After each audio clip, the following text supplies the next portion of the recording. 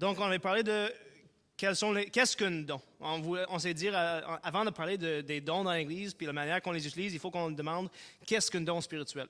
Puis on a pris le temps de regarder les textes qui en parlent de ça. À soir, qu'est-ce que je veux faire? C'est de prendre un peu qu'est-ce qu'on avait commencé avec. Qu'est-ce qu'un don? Je veux regarder en Romains 12 surtout. Je vais expliquer pourquoi dans pas trop long. Quels sont les dons? Qu'est-ce qu'on va dire quand on parle de ces dons? Les manières qu'on peut les utiliser dans l'Église. Mais je veux commencer, avant même qu'on fasse ça, de parler d'une chose que je pense que Paul voit comme étant quasiment plus important que même les dons. Puis c'est l'attitude qu'on doit avoir quand on veut servir dans l'Église. Donc, si vous êtes en Romains chapitre 12, quand Paul parle des dons à plusieurs reprises, c'est une des choses qui est intéressante à faire quand on étudie les dons spirituels, c'est de regarder l'ordre dans lequel Paul a écrit ses livres. Et je vais vous expliquer pourquoi tantôt. Verset 3, Paul dit ceci. « Par la grâce qui m'a été donnée, je dis à chacun d'entre vous de ne pas avoir de prétentions excessives et déraisonnables, mais d'être assez raisonnable pour avoir de la modération, chacun selon la mesure de foi que Dieu lui a départie. En effet, comme nous avons plusieurs membres dans un seul corps et que tous les membres n'ont pas la même fonction, ainsi, nous qui sommes plusieurs, nous formons un seul corps en Christ et nous sommes tous membres les uns des autres. Mais nous avons des dons différents selon la grâce qui nous a été accordée. Et c'est la prophétie. Excuse-moi. Si c'est la prophétie, que ce soit en accord avec la foi, si c'est le diaconat, ou le service, le mot qui est là, c'est le mot grec diaconat. Okay? Mais des fois, on traduit service dans l'Église, ou juste diaconat. C'est le mot qu'on utilise d'ailleurs quand on parle des diacres dans l'Église. Quelqu'un qui est un diacre dans l'Église, il exerce un diaconat dans l'Église. OK? OK, il fait qu'il dit avec un esprit que ce soit fait dans un esprit de service, que celui qui enseigne s'attache à l'enseignement, celui qui exhorte à l'exhortation, que celui qui donne la fasse avec simplicité, celui qui préside avec empressement, celui qui exerce la miséricorde avec joie. Qu'est-ce qu'on voit dans ce texte? Il passe à travers plusieurs dons, puis en plus, il explique comment que le don doit être fait. Intéressant, hein? L'attitude qu'on doit avoir quand on fait le don. Mais c'est quoi la première attitude qu'il donne? Directement au début du texte, avant même de parler d'une nature de l'Église qui est comme un corps, donc chacun des membres sont comme une partie du corps, il dit, il faut être humble. Vous avez vu ça dans le verset 3? Par la grâce qui m'a été donnée, je dis à chacun d'entre vous de ne pas avoir des prétentions excessives. Prétention excessive, c'est un mot, c'est quand même très bien traduit. Comment dire ça? C'est un peu bien traduit, un peu mal traduit. Qu'est-ce que ça veut dire le mot prétention? Moi, souvent, quand on parle de quelqu'un qui, en bon québécois, il pète plus haut que le trou, là, on dit qu'il y a des prétentions, n'est-ce pas? Le mot prétention en tant que tel, ça donne une certaine... Ça implique que la personne, il se pense meilleur qu'il est. S'il y a des prétentions, n'est-ce pas? Paul, si on va avec la traduction qu'on a ici, prétention excessive, c'est comme si on est en train de qualifier le mot prétention en disant, il ne faut pas que ce soit trop excessif. Si ce n'est pas trop excessif, ça va. Tu vois-tu un peu la nuance qu'on voit en texte? C'est pour ça que je dis que c'est un peu bien traduit, un peu mal traduit. L'idée qu'on devrait voir dans ce texte ici, c'est le mot, dans le fond, ça vient d'un mot en grec, ouper, phronein. Okay? Phronein, ça veut dire ceci, d'avoir une opinion sur un sujet. J'ai une opinion sur quelque chose. Okay? Le mot ouper en grec, ça veut juste dire j'ai une trop haute opinion. Ouper, c'est comme au-dessus. Donc, l'idée que Paul est en train de dire ici, c'est que tu as une opinion de toi-même qui est peut-être un peu trop. Quand on dit prétention excessive, c'est comme si on se répète. Qu'est-ce qu'on devrait lire ici, c'est que chacun d'entre vous ne pas avoir une trop grande opinion de toi-même. D'avoir une opinion de toi-même, c'est une bonne chose. Okay? Autrement dit, il faut avoir une idée de qui que tu es, qu'est-ce que tu es capable de faire pour pouvoir même servir dans l'Église, pour pouvoir même fonctionner en société. Il faut avoir une idée où est-ce que tu veux y aller, n'est-ce pas? Il faut avoir une idée qu'est-ce que je veux faire comme job, qu'est-ce que je suis bon à faire. Tu sais, si tu es un artiste, puis tu n'as pas des compétences en mathématiques, c'est peut-être une mauvaise idée de devenir un physiciste. C'est une suggestion. Tu sais, on doit en avoir une opinion de nous-mêmes qui est juste, par exemple. Paul, qu'est-ce qu'il dit ici? C'est de ne pas avoir une opinion qui est trop haute. OK? C'est de ne pas se penser plus que ce qu'il faut se penser, mais d'avoir des pensées raisonnables à son sujet. C'est quoi le péché qui est ici dans le texte que Paul veut qu'on évite? C'est l'orgueil. Maintenant, je vais faire une distinction. Je veux prendre 2 moments pour réfléchir sur qu'est-ce que l'orgueil. Bien, l'orgueil, c'est de se penser meilleur qu'on est, n'est-ce pas? Qu'est-ce que ça veut dire? Des fois, j'entends, tu sais, tu en parles avec du monde, puis tu t'en vas au resto, tu t'en vas au café, tu sors. J'ai travaillé avec les jeunes quand j'étais à Trois-Rivières, fait qu'on sortait des fois après une jeunesse, puis on allait tout à Café Morgan, puis on jase, puis à un moment donné, tu sais, quelqu'un se pense un bon joueur de guitare ou quelqu'un se pense un bon joueur de sport. Puis là, il dit, je suis quand même bien. Puis là, il se fait tout de suite repris par la personne qui fait son mieux d'être pieux. Wow, là, t'es pas très humble. Je te trouve un petit peu orgueilleux, là, de te dire, bon. Mais ça dépend. Est-ce qu'il était vraiment orgueilleux de dire qu'il est un bon joueur de guitare ou un bon athlète? Peut-être. Peut-être que non. Oublie pas. L'humilité, c'est de ne pas se penser pire qu'on est. L'humilité, c'est d'avoir une juste opinion de soi-même. L'orgueil, c'est d'avoir une opinion trop haute de soi-même. Donc, pourquoi est-ce que Jésus-Christ était capable de venir en terre et se proclamer Dieu et que personne dit qu'il est orgueilleux? Parce qu'il avait une juste opinion de soi-même. Il était réellement Dieu. Un être humain qui n'est pas Jésus-Christ, qui se promène à terre et qui se dit Dieu, et soit très orgueilleux, il se pense un peu trop meilleur que qu'est-ce qu'il est, ou il est fou, ou peut-être le diable, qui essaie de tromper des gens. Nous sommes orgueilleux quand on se voit comme étant plus important ou meilleur ou comme ayant plus de valeur que ce que nous sommes, que ce que nous avons réellement. Donc, la personne qui est un excellent joueur de guitare, puis qui dit « Je suis un excellent joueur de guitare, je le sais », il n'est pas orgueilleux. Ça, c'est l'humilité. La fausse humilité, qui n'est pas une vertu d'ailleurs, serait pour cet guitariste qui est excellent de dire « Ouf, je suis quand même pourri en guitare. Je ne suis pas si bon que ça. » Ça serait ce qu'on appelle la fausse humilité. C'est pas non plus, c'est pas plus vertueux que d'être orgueilleux, d'avoir la fausse humilité. Ça, on pourrait dire, c'est de se dévaloriser. Et ça, devant Dieu, c'est pas bon non plus. Qu'est-ce que Dieu veut? C'est pas des personnes qui se dévalorisent, puis qui sont déprimées, puis je pense qu'on dit qu'ils sont toujours jetés sur leur sort, ils sont apitoyés, dis encore plus. Apitoiement. Dieu veut pas ça. Dieu veut que des gens qui ont une bonne compréhension de qui ils sont, qui comprennent les dons que Dieu les a donnés et qui savent les utiliser de manière excellente. Maintenant, ceux qui seraient orgueilleux seraient pour la personne qui sait qu'il est un excellent joueur de guitare, de dire qu'il est un excellent joueur de guitare, mais de ne pas donner aucun crédit à Dieu pour lui avoir donné ses capacités. Ça serait orgueilleux. Comme si, lui, sans Dieu, il aurait été quand même un joueur de guitare excellent. Quand en réalité, sans Dieu, il n'aurait même pas existé. Voyez-vous la nuance? C'est une nuance importante parce que ça peut, je te dirais, personnellement, je trouve que c'est une nuance assez importante parce qu'il y a trop de monde dans nos églises qui sont excellents à quelque chose, puis ils ne veulent pas se jeter dedans, pour se mouiller les pieds un petit peu pour faire quelque chose dans lequel ils sont excellents parce que, oh, mais je ne suis pas si bon que ça. Tu devrais prendre lui, il est nettement meilleur que moi. Quand en réalité, ce n'est pas le cas. Tu comprends ce que je veux dire? Qu'est-ce qu'on a besoin d'avoir?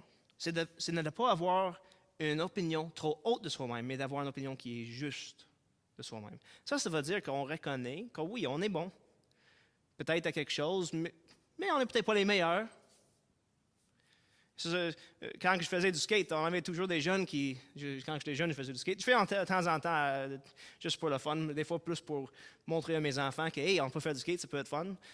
Puis là, j'avais toujours des jeunes qui s'en venaient, ils me voyaient faire du skate. Hey, es-tu bon à skate? Ouh. Je suis correct. J'en connais pas mal beaucoup de monde qui sont nettement meilleurs que moi. Ça, c'est vrai. Mais je suis quand même correct. Je suis capable de faire certains trucs. Ou quand je faisais du jonglage, es-tu bon en jonglage? Puis ma réponse était toujours, en fait, je sais qu'il y en a de meilleures personnes que moi, mais de mon cercle de connaissances, je suis le meilleur jongleur que je connais. Mais je sais qu'il y en a des personnes qui sont meilleures que moi. Ça, je ne veux pas me donner comme un exemple d'orgueil ou d'humilité. Ça serait peut-être perçu comme orgueilleux. Mais vous comprenez un peu, là, j'essaie de donner un exemple qui va vous aider à comprendre cette notion. Ça, c'est la notion, et c'est très important parce que c'est ça qui est la base du ministère dans l'Église. C'est la base de le ministère dans l'Église. Tu veux servir le Seigneur, tu veux être un croyant qui est en train d'utiliser ses dons dans l'Église. La première chose qu'il faut apprendre, c'est qu'est-ce que la véritable humilité. Si tu te penses pas bon, tu ne serviras pas Dieu. Si tu te penses trop bon, tu vas essayer de servir Dieu et tu vas causer des dégâts. Il faut avoir une juste opinion de soi-même et il faut agir sur cette juste opinion. OK? Donner des conséquences pratiques. Ça veut dire qu'il y a peut-être certaines personnes dans l'Église qui sont excellents avec les enfants, mais qu'eux, ils aimeraient plus travailler dans les finances, mais qui sont leurs propres finances, ça ne va pas bien. Ce serait peut-être bien de reconnaître, regarde, si mes propres finances ne vont pas bien, mais que je suis excellent avec les enfants, peut-être que je ne devrais pas travailler dans les finances à l'Église, mais je devrais travailler avec les enfants. Ou l'inverse, quelqu'un qui est pourri avec les enfants, puis leur job, peut-être c'est les finances, parce qu'ils sont excellents avec, mais il veut travailler avec les enfants. Probablement, malgré ce désir, la meilleure chose serait de dire, OK, bon, regarde, il y a peut-être d'autres personnes qui sont meilleures à ça que moi, mais il y a quelque chose dans lequel je peux servir le Seigneur. J'ai une capacité excellente pour faire des finances, par exemple. Donc, je vais travailler là-dedans. Je donne un exemple pratique de comment ça pourrait jouer dans la vraie vie de l'Église. L'humilité, c'est de reconnaître sa juste valeur. Une chose que je veux faire un commentaire dessus. Parce que là, quand on parle des dons, on parle des capacités que nous avons, que Dieu nous a données, qu'il a formées en nous depuis notre jeunesse jusqu'à aujourd'hui, pour qu'on puisse les utiliser dans l'Église. Mais quand on parle de la valeur de l'être humain, il y a quelque chose qu'il faut remarquer. Chaque être humain qui existe a une valeur comme création de Dieu, qu'il soit croyant ou non. Je parlais un peu de ça un matin. Nous avons toute la nature humaine. Et comme humains, nous avons toutes la même valeur. Il n'y a pas un humain qui a plus de valeur qu'un autre. Que ce soit pas incarné, ou qu'il soit dans l'hôpital en train de mourir, ou qu'il soit ici à soir, ou qu'il soit en train de se saouler dans la chanterelle. Il n'y en a pas un humain qui a plus de valeur qu'un autre. Parce que nous avons toute la même nature. Nous sommes toute la création de Dieu. Et comme une personne que Dieu aime, comme une personne pour qui Jésus-Christ est mort, nous avons tous la même valeur. Et en plus, si nous croyons en Jésus-Christ, nous avons tous la même valeur comme enfants de Dieu. Et Dieu nous aime tous de la même manière. Il n'aime pas une personne plus qu'une autre. Nous avons tous la même valeur devant Dieu. Donc, quand on parle d'avoir une juste opinion de soi-même, ça, c'est quelque chose qu'il faut garder en tête. Comprendre qui en est comme être humain devant Dieu. Je me rappelle quand j'étais jeune, il y en avait quelque chose qui circulait pour essayer d'encourager les filles, que souvent les filles ils pouvaient devenir déprimées un peu. Il y avait une notion qui circulait un peu, la notion d'une bonne, c'était quoi, self-esteem, estime de soi. Il faut qu'il y ait une bonne estime de soi. Puis souvent les filles avaient de misère avec ça dans l'Église. Puis là, il y avait une chose qui circulait. Si tu es un croyant, tu es une princesse de Dieu. Puis là, il passait à travers plusieurs versets de la Bible où il montrait comment que Dieu voit ceux qui ont cru, qui ont mis leur foi en lui. Puis comment que pour pour Dieu, ces personnes ont une valeur importante. Et il disait, regarde, il ne faut pas que tu te vois comme quelque chose de moins bien, comme pas important, comme ayant pas de valeur, parce que devant Dieu, tu es sa princesse, tu es son prince. Tu es une fils ou une fille de Dieu. Autrement dit, tu es le fils ou la fille du roi. Ça a quand même beaucoup de valeur, ça. Donc, première conclusion. Quand on dit de ne pas avoir des prétentions ou pensées excessives ou déraisonnables à notre sujet, mais d'avoir une pensée raisonnable à notre sujet, on n'est pas en train de dire qu'on ne devrait pas avoir aucune opinion à notre sujet ou qu'on devrait se voir comme étant les pires du monde. C'est pas comme ça qu'on est en train de dire. Au contraire, il faut reconnaître nos valeurs, il faut reconnaître quels sont nos dons, il faut reconnaître comment on peut utiliser ces dons dans l'Église. Mais Dieu nous appelle à un standard plus haut encore de l'humilité. Puis on voit ça en Philippiens chapitre 2, versets 4 à 8.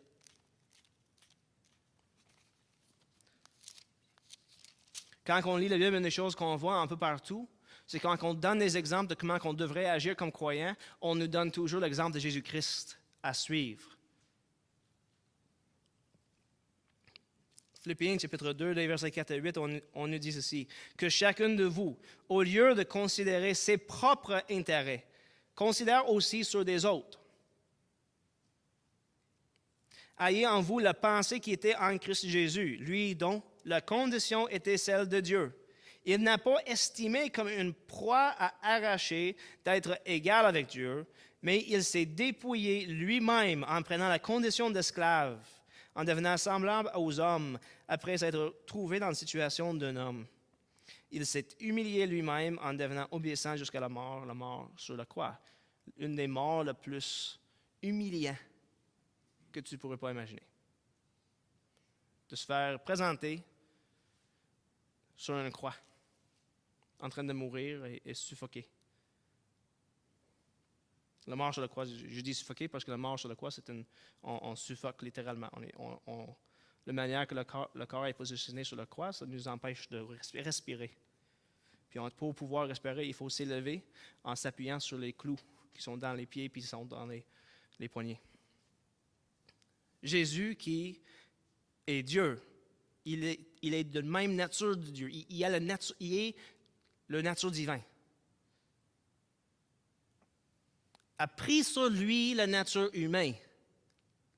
Il a pris sur lui la nature d'une de ses créations. Il a créé des anges. Les anges sont supérieurs aux hommes.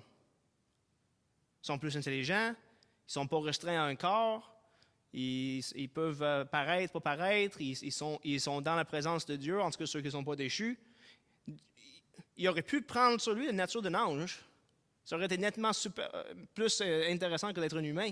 Et non, il a pris sur lui la nature de l'homme. Quelque chose qui est restreint dans un corps physique, qui est né dans le sang puis dans l'eau, puis qui meurt en misère, puis qui vit sa vie avec la douleur, la souffrance, la faim, la soif, les cœurs brisés, qui travaille dans la douleur. Il n'est pas né comme un roi. Tu sais, tu aurais pu dire, regarde, OK, tu n'es pas venu comme un ange, tu es venu comme un homme. OK, c'est déjà humiliant. Mais en plus, tu aurais pu venir comme un roi. Tu sais, au moins, oui, tu vas vivre en misère, mais tu aurais pu venir comme un roi. Tu étais le Dieu qui a tout créé le monde. C'est toi qui avais le choix d'être né par celui que tu voulais. Dieu n'a pas dit, je vais venir comme un roi. Il dit, je vais venir comme un charpente. Je vais être né dans une caverne avec des animaux. Je vais vivre ma vie en bâtissant des maisons. Il est venu comme un simple travailleur. Il n'est pas venu comme la personne la plus importante du monde. C'est humiliant. Mais pas juste ça. Il est mort par la mort, une des manières de mourir qui est la plus humiliante possible. Et Paul nous dit, prends son exemple. C'est quoi l'exemple qu'il nous donne? Non seulement est-ce qu'on se comprend, OK, on comprend, OK, Dieu, je comprends c'est quoi ma position dans l'Église. J'ai une juste opinion de moi-même. Donc, c'est ça comment ça je devrais travailler dans l'Église. Puis Paul dit, OK, c'est bien. Là, on est bien parti. Prochaine étape, oublie toi-même. C'est pas de te dévaloriser. De s'oublier n'est pas de se dévaloriser. C'est de dire, moi je pense que les choses devraient fonctionner de telle manière. Tu veux pas? C'est correct. Je vais te laisser avoir qu'est-ce que toi tu veux.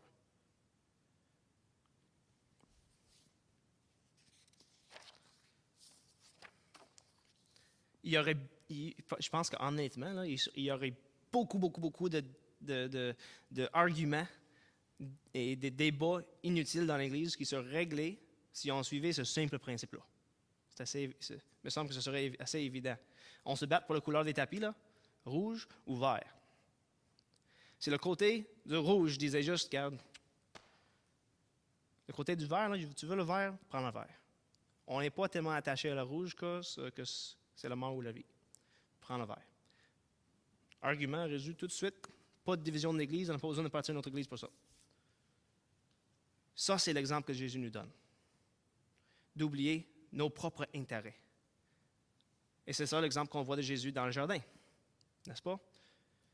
Il sait qu'il est en train de mourir. Puis dans son prière à Dieu, il dit quoi? Pas ma volonté, ben la tienne. Je ne veux pas mourir, mais toi, ça c'est le plan que nous avons, c'est le plan pour sauver l'être humain, et c'est ta volonté qui va aller vers le mien. Ça c'est notre exemple. Donc, premier point avant de regarder les dons de l'Esprit, c'est, avant même de parler de mon service dans l'Église, puis qu'est-ce que je veux faire, puis comment que je veux aider, puis qu'est-ce que je pense devrait se passer dans l'Église, c'est de reconnaître ma place, reconnaître ma juste valeur, et d'oublier moi-même, mettre les autres devant moi. Maintenant, on peut parler des dons. Le rôle des croyants dans l'Église. Dans les versets qui sont là, nous avons, à partir du verset 6 jusqu'à la fin du verset 8, plusieurs dons qui sont donnés. Il y a d'autres listes qui sont données dans la Bible. On peut retourner à 1 Corinthiens chapitre 12, Éphésiens chapitre 4, verset 11, 1 Pierre chapitre 4, verset 10 à 11. Puis on trouvera d'autres listes, certaines plus longues, d'autres plus petites. Mettons, en 1 Pierre chapitre 4, verset 10 à 11, il y en a deux choses qui sont mentionnées. C'est deux listes, deux dons. Une question qu'on veut demander, pourquoi est-ce que toutes les listes sont différentes? Pourquoi est-ce qu'il n'y a pas une liste qui est pareille? Il me semble que c'est une question intéressante. Bien, il semble probable, et je mentionnais tantôt que c'est intéressant de reconnaître dans quel ordre Paul a écrit ses lettres. C'est intéressant de remarquer que 1 Corinthiens était un des livres qui était écrit le plus tôt. Romains, là, nous, on prend notre Bible, là, puis on ouvre la Bible, puis on tourne Romains. Après ça, c'est quoi? 1 Corinthiens. Fait que qu'est-ce qu'on pense? On lit Romains chapitre 12, il y a une beau petite liste ici, on tourne à 1 Corinthiens chapitre 12, puis la liste est plus longue. Et on fait même si on n'y pense pas, là, de manière inconsciente, Paul a pris la liste de Romains 12, puis a développé, il a ajouté des choses aux listes de Romains 12. Mais c'est intéressant de remarquer que Romains était écrit beaucoup plus tard dans le ministère de Paul. 1 Corinthiens, c'était écrit pas mal au début. Fait que qu'est-ce qu'on voit ici? C'est pas que Paul est en train d'ajouter des choses, au contraire, il est en train d'enlever des choses. Il y a des choses dans la liste de 1 Corinthiens chapitre 12 qu'il ne trouve pas dans Romains 12. Pourquoi? Ça ne fait pas de sens. Dans 1 Corinthiens chapitre 12, Paul est en train d'écrire à une église que oui, il y a beaucoup de dons, mais qu'il y a beaucoup de problèmes. À Romains 12, il est en train d'écrire une lettre qui a comme but d'enseigner l'Église à Rome comment l'Église devrait être. Il veut leur démontrer, ça c'est l'Évangile, et comment l'Évangile devrait avoir l'air dans l'Église. Donc, il me semble que Romains 12 serait une meilleure place de donner une liste, on pourrait dire, autoritaire pour l'Église, n'est-ce pas? Surtout que ça vient à la fin de sa vie, plus tard dans son ministère au moins. Il a eu le temps de réfléchir, il a eu le temps de regarder comment que l'Église fonctionne, puis d'expliquer des choses de manière plus concise. Pourtant, il enlève des choses. Je ne sais pas qu'est-ce que ça veut dire. Mais je vous propose quelque chose. Il me semble probable que certaines des dons qui sont mentionnés en 1 Corinthiens, chapitre 12, servaient comme, on pourrait dire ceci, le lait maternel pour aider l'Église à grandir. C'est qui a eu des enfants dans l'Église? OK, certaines. Je ne demanderai pas la prochaine question parce que ce serait peut-être plus privé. Moi, j'ai eu des enfants. Nos enfants ont été tous allaités au sein. Quand on allaite des enfants au sein, il y a une petite substance qui sort du sein juste devant le lait. Surtout quand le bébé est petit. C'est une substance qui aide l'enfant avec son système immunitaire pour que son système immunitaire se développe comme il faut, pour que le bébé va être plus fort. Plus tard, le bébé n'a pas besoin de ça. C'est pour ça d'ailleurs que la mère peut tomber malade, puis le bébé n'a rien. Ça n'arrive pas tout le temps, mais avec des maladies, on va dire juste qui arrivent à tous les années, ça peut arriver que la mère tombe malade, comme elle prend une grippe, mais le bébé, il n'y a rien. Parce que son système immunitaire est nourri par des vitamines et des choses qui sont dans le lait. Je suggère que qu'est-ce qu'on voit ici en 1 Corinthiens chapitre 12, c'est qu'il y a certains dons qui avaient lieu dans l'Église au début, qui étaient un peu comme le lait maternel. C'était nécessaire au début pour aider l'Église à prendre ses forces, pour développer dans l'Église une foi solide en Jésus-Christ, qui est venu comme Messie. Mais que par la suite, une fois que l'Église a pris de l'âge, ce n'était plus nécessaire. Et c'est pour ça qu'on ne voit plus aucun des dons. Tous les dons, tous les dons qui se trouvent en 1 Corinthiens 12, mais qui ne se trouvent pas en Romains chapitre 12 ou en Éphésiens chapitre 4. Éphésiens chapitre 4, verset 11, ou en, c'était quoi l'autre que j'ai mentionné? 1 Pierre chapitre 4, verset 10-11. Tous ces dons-là ne sont plus nécessaires pour l'Église parce que l'Église a pris de l'âge. Elle était capable de subsister sans cet ajout, on pourrait dire, à son lait. Et c'est pour ça, je suggère que certains des dons qui sont mentionnés en 1 Corinthiens chapitre 12 ne se trouvent pas en Romains chapitre 12. Mais une autre question qui vient avec, étant donné qu'aucune des listes est pareille, est-ce qu'il y a une liste, il existe-t-il une liste qui est compréhensive? Autrement dit, une liste qui explique tous les dons qui pourraient exister dans l'Église. Je pense que la réponse est oui et non. J'ai dit oui parce que si tu lis Romains chapitre 12, il y en a une des dons, le don du service, qui couvre pas mal de choses. Comment est-ce qu'on peut servir le Seigneur dans l'Église? Bien là, tu peux ranger des chaises, tu peux servir de nourriture, tu peux nettoyer les tables, tu peux faire le son en arrière, tu peux chanter les chansons, la musique en avant, tu peux diriger la louange, tu peux ranger et nettoyer la salle après. C'est toutes des manières par lesquelles on peut exercer le don de service. Même, on peut construire des choses pour l'Église. On peut, par exemple, aller bâtir une Église. Même ça, bâtir le bâtiment de l'Église, et ça, c'est exercer un don de service pour la communauté de l'Église. N'oubliez pas, quand on parle de l'Église, ici, dans ce texte ici, on parle non du bâtiment de l'Église, mais d'une communauté des croyants. Donc, le don de service, c'est donné à celui qui sert l'Église dans n'importe quelle chose qui est matérielle. Mais on va regarder ça dans pas long, je ne veux pas sauter à travers tout. Mais pour dire qu'il y a un certain sens dans lequel la liste en Romains chapitre 12, je pense que c'est compréhensif. Parce qu'il y a bien des choses qu'on peut faire dans l'Église qui se fitent sur quelques-uns des dons qui sont mentionnés ici. OK? J'ai mentionné la dernière fois, je vais le rementionner encore juste rapidement, puis je vais probablement le dire à la fin, juste pour nous rappeler. Comment est-ce qu'on reconnaît nos dons? Il semblerait, à cause de 1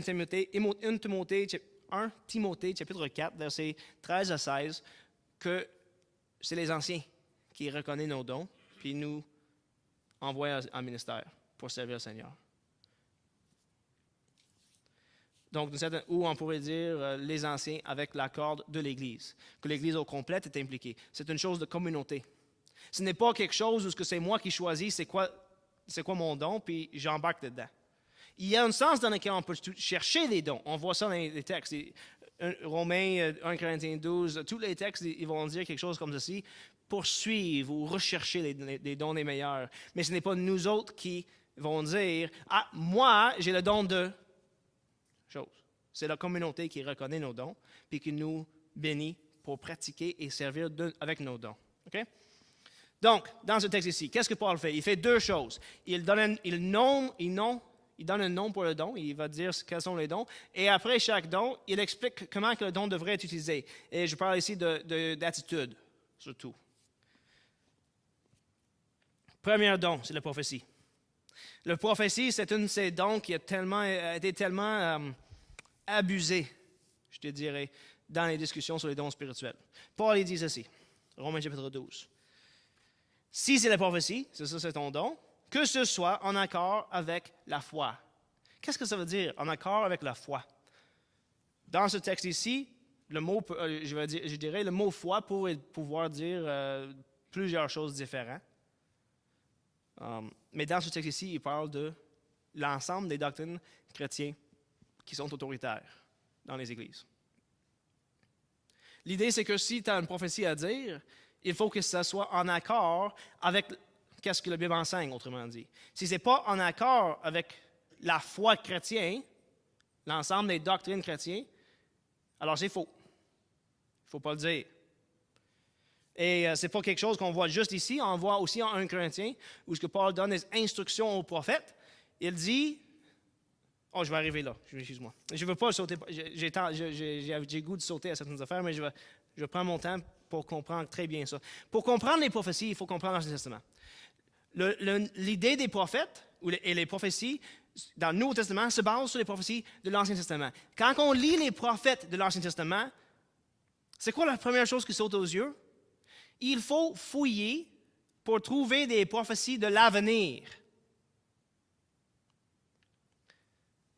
Je vous dirai, je vous donnerai le défi si ça vous tente, si vous avez bien du temps.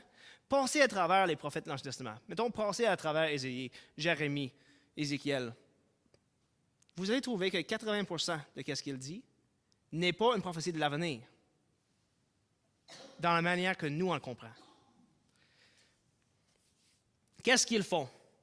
Ils prenaient les écrits de ceux qui venaient avant eux, surtout la loi de Moïse, et ils l'appliquaient à leur temps.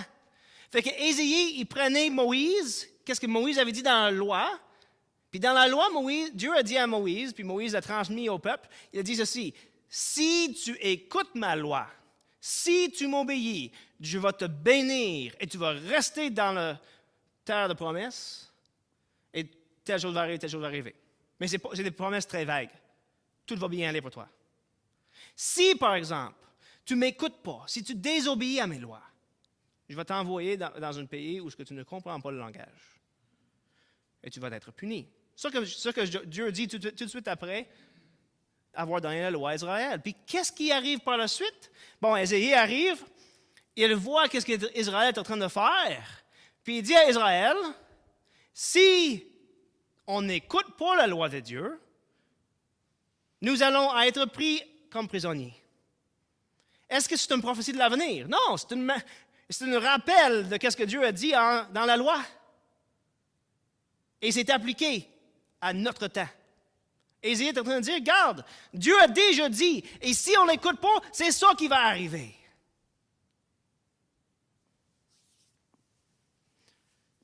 Quand il y a une prédiction de l'avenir, quand il y a une prophétie qui parle de l'avenir, c'est quoi le sujet? Le sujet du prophétie, quand il parle de l'avenir, c'est une des trois choses suivantes. Soit, comment Dieu va punir ou récompenser Israël, de manière très précise. Donc, il pourrait dire, Dieu a dit, si on n'écoute pas sa loi, il va nous prendre en captivité.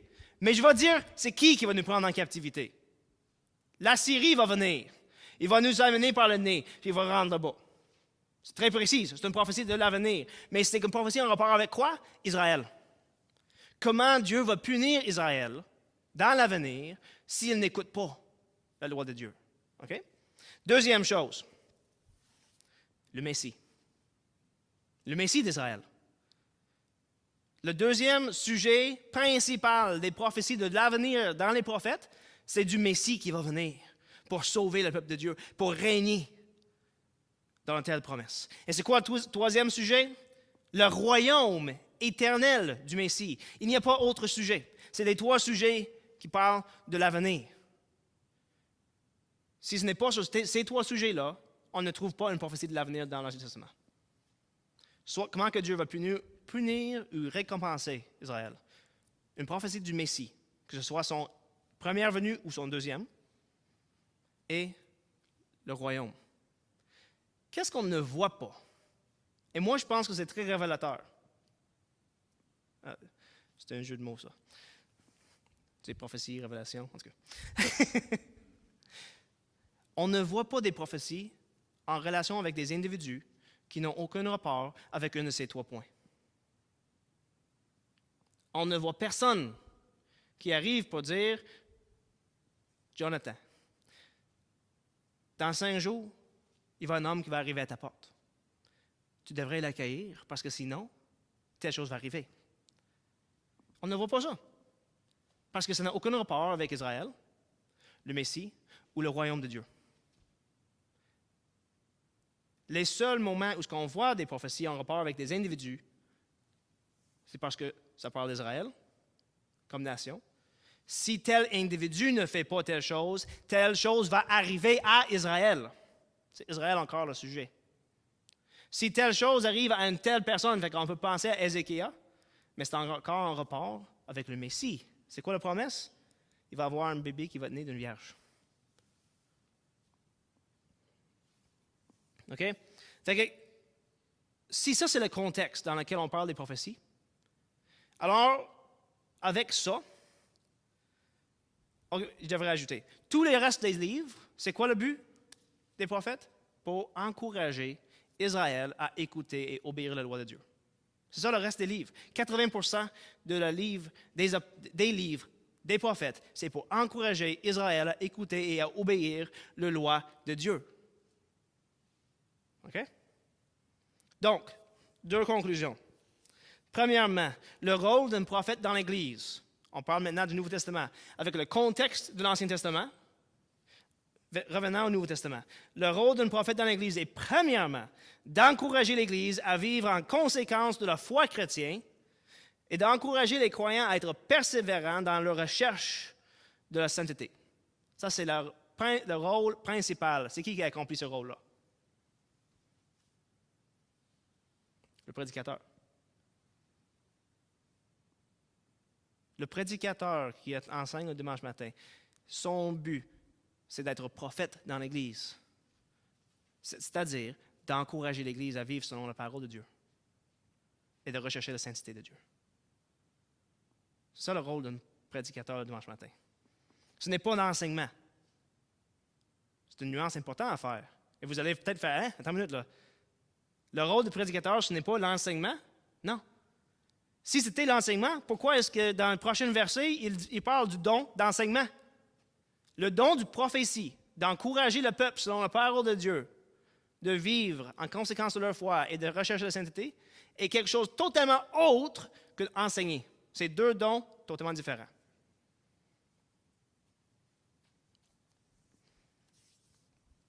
Deuxièmement, on veut mettre des règles. Mettons qu'il arrive quelqu'un qui s'en vient dans l'Église, puis il dit, j'ai une prophétie de l'avenir. Dieu m'a révélé. La parole de Dieu nous donne plusieurs restrictions à laquelle cette personne doit adhérer, sinon il est un faux prophète ou elle est une fausse prophète.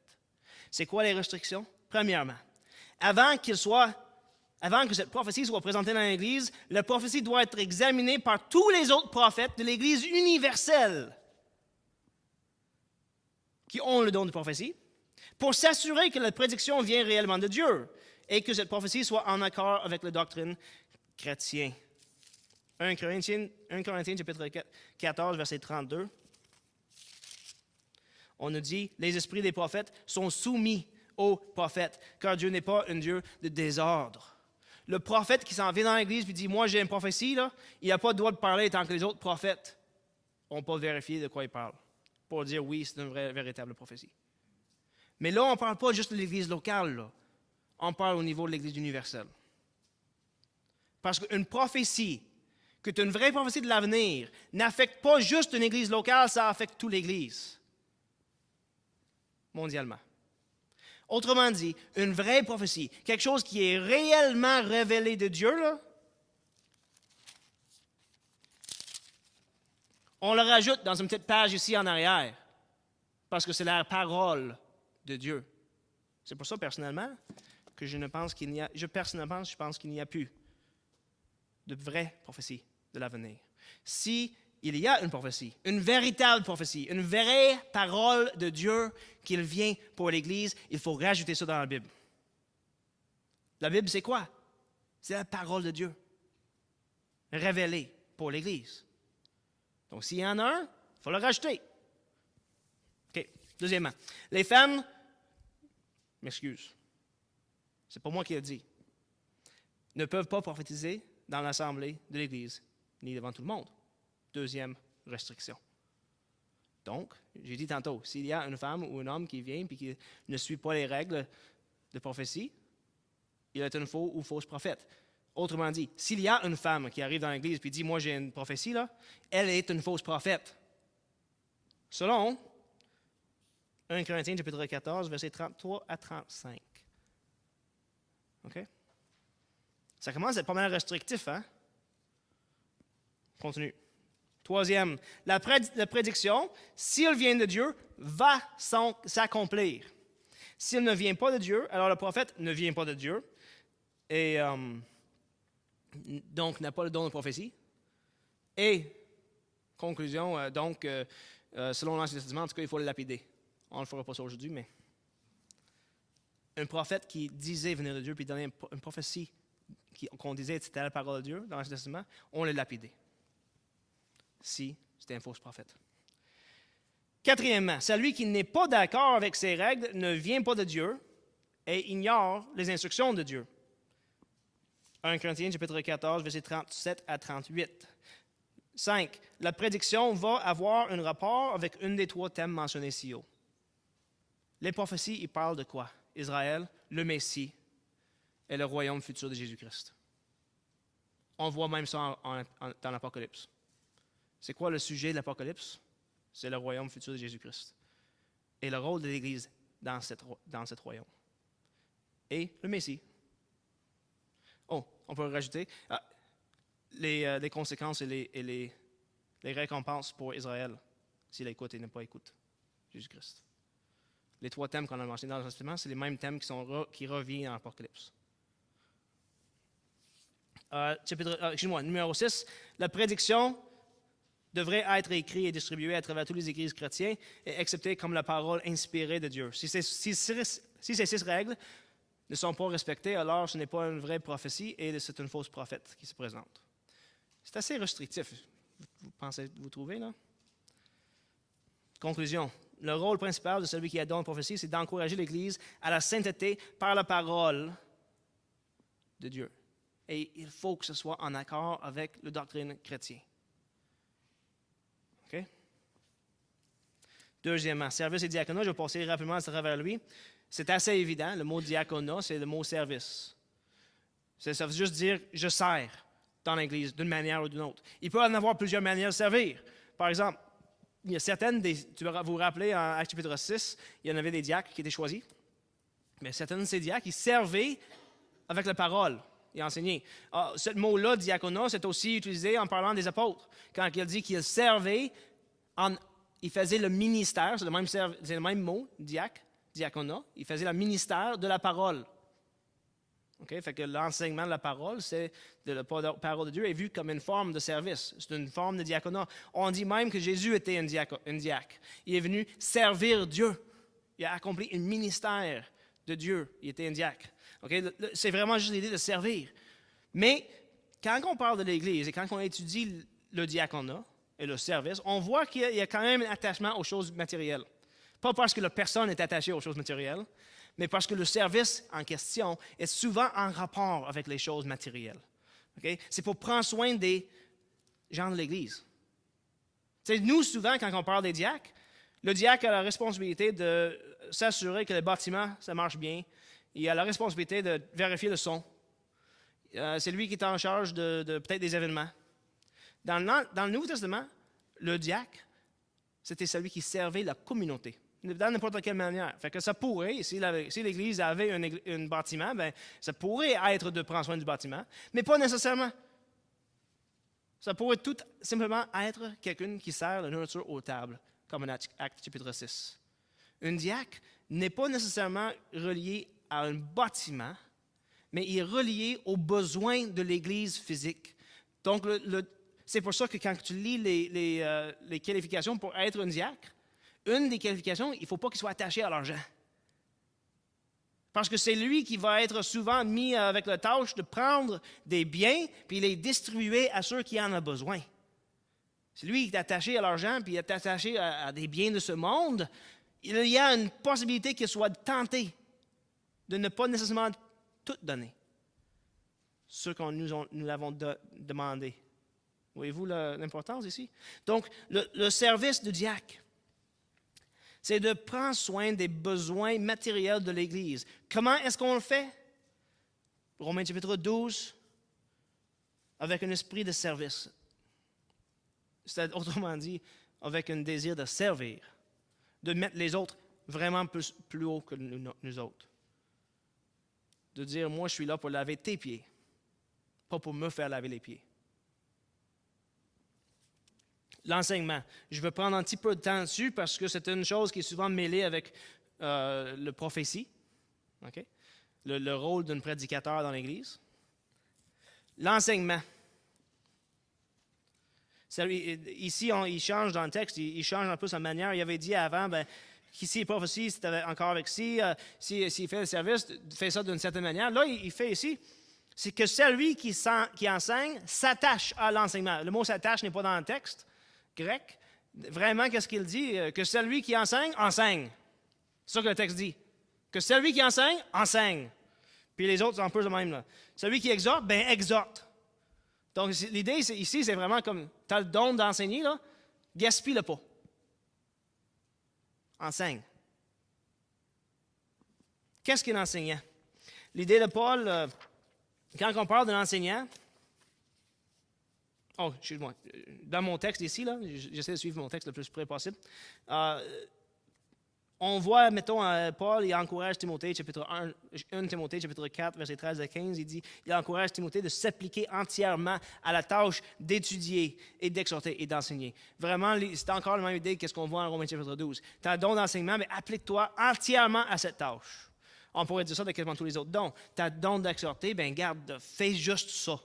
Pourquoi? Parce que tu as un don à ça. Cherche pas à faire quelque chose dans lequel tu n'es pas bon. Tu es bon pour enseigner, enseigne. Gaspille pas ton temps avec d'autres choses. 1 Pierre chapitre 4, 11. Pierre dit, 1 Pierre chapitre 4, 11, il dit, si quelqu'un parle, que ce soit selon les oracles de Dieu. Mais dans le texte, c'est plus comme si c'était un oracle de Dieu. L'idée étant, si ton job c'est d'enseigner, là, efforce-toi à être le meilleur enseignant possible. Fais-le comme si tu étais en train de dire, c'était littéralement la parole de Dieu qui venait de sortir de ta bouche. Donc, fais tout pour que ce soit le meilleur. Jacques, chapitre 3, verset 1, il y a un avertissement pour les enseignants. Il dit, « Ne soyez pas nombreux à vouloir être docteurs, mes frères, car vous savez que nous subirons un jugement plus sévère. » Donc, il y a un avertissement pour les enseignants. Vous avez le don d'enseignant, c'est bien beau, faites attention. Parce que qu'est-ce que tu dis va influencer toute l'Église. Et ça va influencer pour le bien ou pour le mal. Et si c'est pour le mal, tu vas être jugé pour ça. Donc, c'est très important de faire attention là-dessus. C'est quoi un docteur? Un docteur, j'ai dit pourquoi c'est un docteur, c'est souvent comme ça que c'est traduit dans le Nouveau Testament. Le mot, c'est didaskolon, je crois. Puis, ça parle en fait, c'est le mot enseignant. C'est quoi un enseignant? Okay? C'est quoi l'enseignant? Un enseignant chrétien, c'est quelqu'un qui est éprouvé par les anciens de l'Église. Éprouvé sur la base de quoi? De ses qualités spirituelles et ses qualités morales. Des qualifications intellectuelles. Quand on parle de spirituel, on parle souvent de capacités intellectuelles et morales. Il faut qu'il soit éprouvé sur un niveau intellectuel et moral. Il faut qu'il soit une personne qui est moralement bon. On sait c'est quoi un hypocrite. C'est quelqu'un qui enseigne une chose, mais qui fait d'autres choses. Là. Un enseignant ou un docteur chrétien, il ne faut pas que ce soit ce type de personne. Il faut que ses actions soient conséquentes avec ce qu'il enseigne. Donc, moralement, il faut qu'il soit éprouvé. Mais il faut aussi qu'il soit intellectuellement qualifié pour le faire. On ne s'en va pas, par exemple, à l'université pour entendre une professeure parler de, mettons, je ne sais pas, on va dire le physique ou la biologie, s'il n'a jamais étudié la biologie, s'il n'est pas qualifié pour le faire. C'est la même chose avec un docteur chrétien, un enseignant chrétien. Il faut que ce soit quelqu'un qui a fait des études dans la doctrine chrétienne, puis qui est capable de l'enseigner selon la parole de Dieu. Et c'est le rôle des anciens d'éprouver ces enseignants avant que l'enseignant soit donné une place pour enseigner dans l'Église. Voyez-vous un peu ce que je veux dire? Je vais juste prendre 2 secondes pour noter que des fois, on mêle le pasteur et le docteur, parce qu'en Éphésiens chapitre 4, 11, il dit, Dieu a donné à l'Église certaines qui le sont, puis là, il nomme plusieurs apôtres, prophètes, évangélistes, docteurs et pasteurs. Et des fois, on va dire, tu vois, docteur et pasteur, ils les mettent ensemble. Il y a une ampersand, là, c'est une petite symbole qui représente la conjonction. Puis on parle de conjonction, on est en train de dire que c'est la même chose. Bibliquement, ça c'est absolument faux. Un exemple, 1 Timothée, chapitre 5, verset 17. Paul enseigne à Paul, il dit ceci, que les anciens qui président bien soient jugés dignes d'un double honneur, surtout ceux qui prennent la peine à la prédication et à l'enseignement. Qu'est-ce que ça sous-entend? Qu'il y a des anciens, des pasteurs, qui ne sont pas en train de se donner à l'enseignement, qui n'ont pas le don d'enseigner. Il y en a certains qui ont le don de présidence, il y en a d'autres qui ont le don d'enseigner, il y en a d'autres qui ont d'autres dons. OK? Qu'est-ce que ça sous-entend? Qu'il y a des pasteurs ou anciens qui ne sont pas des docteurs ou enseignants. Un autre exemple, on peut regarder Paul. Je vais juste noter ça. S'il y a des anciens qui n'ont pas le don d'enseigner, alors on ne peut pas dire que le terme pasteur ou ancien et docteur ou enseignant chrétien font référence à une seule et même personne. Parce qu'il pourrait en avoir certaines qui sont docteurs et qui ne sont pas anciens. Comme qui? Paul.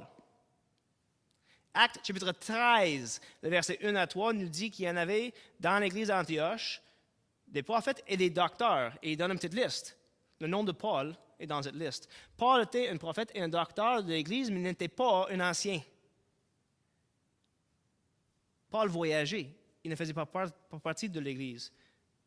Il implantait des églises. C'est lui qui instaurait des anciens dans les églises. Mais lui-même n'était pas un ancien, techniquement. Il était un prophète et un docteur. Donc, le fait que dans Éphésiens chapitre 4, verset 11, on dit prophète et docteur, ça ne veut pas dire que c'est la même chose. C'est 2 choses séparées. Exhortation, c'est quoi? C'est le don d'encourager. Quand on dit... Oui, c'est bon, le temps commence à être tard, là. Donc, je vais finir rapidement avec ces affaires-là. Exhortation, c'est quoi? C'est d'encourager. Encourager, ça veut dire quoi? Ça veut dire que ça ne va pas bien, puis ça prend quelqu'un qui vient à côté de toi et te donne le courage à continuer. C'est ça le don d'exhortation. Quelqu'un qui a la capacité de venir à côté de celui qui souffre, puis lui donner le courage de continuer et persévérer à travers ses souffrances. Ça, c'est le don d'exhortation. Le don de générosité matérielle, celui qui donne, qui le fasse avec simplicité ou libéralité. Et quelque chose d'important à noter ici, juste parce que quelqu'un a beaucoup d'argent ou beaucoup de biens, ça ne veut pas dire qu'il y a un don de générosité. OK? Puis il ne faut pas que l'Église s'attend que juste parce que quelqu'un est riche, il va donner. Ce n'est pas nécessairement le cas. Je pense, par exemple, que ceux qui ont de l'argent devraient rechercher le don de générosité. Si Dieu donne à certains croyants le bien matériel, je pense honnêtement que c'est pour le bien de l'Église, pas juste pour leur propre bien, parce qu'on est une communauté. Donc, il y a 2 côtés. L'Église ne doit pas s'attendre que ceux qui sont riches et qui sont chrétiens vont donner. Mais il faut que ceux qui sont riches et qui sont chrétiens désirent et cherchent le désir de donner. Voyez-vous la nuance qui est assez importante, je pense. Présidence, on parle ici de la présidence. Je viens de lire un texte dans 1 Timothée chapitre 4 où on parle des anciens qui président. L'idée, c'est de quelqu'un qui est un bon administrateur. Puis ça, le mot administrateur ou administration, c'est une autre manière de traduire ce même mot en grec. C'est une personne qui est capable de venir en avant dans une assemblée puis diriger bien comment les choses fonctionnent. On pourrait parler de quelqu'un qui est un bon secrétaire, par exemple, pour quelqu'un qui est peut-être pour un pasteur qui est moins bien organisé. on peut parler un peu de ça. On ne parle pas d'un pasteur principal, ni d'une parmi les pairs. On parle de quelqu'un qui a la capacité de diriger comme bien. Et dans une équipe pastorale, il ne prend pas l'autorité sur les autres, mais il aide à que l'Église fonctionne bien. La miséricorde, c'est la dernière. C'est celui qui exerce la miséricorde. On parle ici de la compassion. Puis comment est-ce qu'il devrait le faire? Avec joie. Pourquoi est-ce qu'il dit avec joie? Parce que celui qui exerce la miséricorde est souvent dans une situation déprimante. Et c'est facile que cette dépression s'éteint. Et Paul encourage la personne qui a le don de miséricorde. Fais-le avec joie. C'est difficile, c'est prenant émotionnellement. Fais-le avec joie. Pour ça, par exemple, il faut toujours rechercher la face de Jésus-Christ parce que aller dans une situation difficile avec des gens qui souffrent et d'avoir la joie du Seigneur, c'est pas donné à tout le monde. Et je pense que c'est peut-être pour ça qu'on parle de ça comme un don. Là, je n'irai pas dans toute la question de cessationniste ou non cessationniste. Ça, c'est un sujet que tout le monde aime souvent, mais c'est peut-être trop pour asseoir. De toute manière, vous voyez peut-être déjà la position que je prends par ce que j'ai dit au début. Si vous avez des questions dessus, vous pouvez venir me demander à la fin. Le principe que Paul enseigne clairement dans la Bible, c'est ceci, que chacun sert le Seigneur selon son don, en humilité. Ça sous-entend ceci. Si on garde devant nos yeux que chaque membre, et je vais finir avec ces points ici, que chaque membre a un don que Dieu lui a donné et que Dieu lui a placé dans le corps pour l'utilisation de ce don, alors nous allons, laisser cette personne accomplir son don sans le critiquer, parce qu'on reconnaît que Dieu l'a placé là et que nous n'avons pas ce don, même si on aimerait bien que ça se fait d'une autre manière. On va réaliser que tous les croyants ne sont pas tous pareils et que Dieu ne s'attend pas qu'ils soient tous actifs de la même manière et dans les mêmes choses. Donc, quand on voit quelqu'un qui n'est pas nécessairement actif dans une activité d'évangélisation, on ne va pas le juger. Peut-être que cette personne, son don, c'est la prière. Puis il est en train de servir le Seigneur sur ses genoux, en train de prier dans leur chambre pour ceux qui évangélisent. On ne voit pas ce qui se passe. Ça, c'est entre chaque personne et le Seigneur. Troisièmement, nous allons pouvoir devenir complices dans le ministère de chacune parce qu'on voit c'est quoi leur don et nous allons pouvoir dire, ah, je vois que ton don, c'est ça, ben garde, je vais tout faire pour que toi, tu accomplis ton don. Et si ça veut dire que moi, je me tasse un peu plus pour que tu vas avoir la liberté de le faire, bien, tant mieux. Si c'est ça que ça prend. On va prier pour eux autres et nous allons, pour les aider, on va accomplir notre propre ministère. Comment est-ce que le corps fonctionne? Le corps fonctionne bien seulement quand chaque membre de le corps travaille en faisant sa propre job et non le job des autres. Donc, je vais finir avec ça. Il y a 3 questions que chaque croyant devrait demander aux anciens dans l'Église. 1. Est-ce que vous pourriez m'aider à découvrir mon don? Et une fois qu'on l'a découvert, comment est-ce que je peux être formé pour mieux utiliser mon don? Et troisièmement, où dans l'Église est-ce que je peux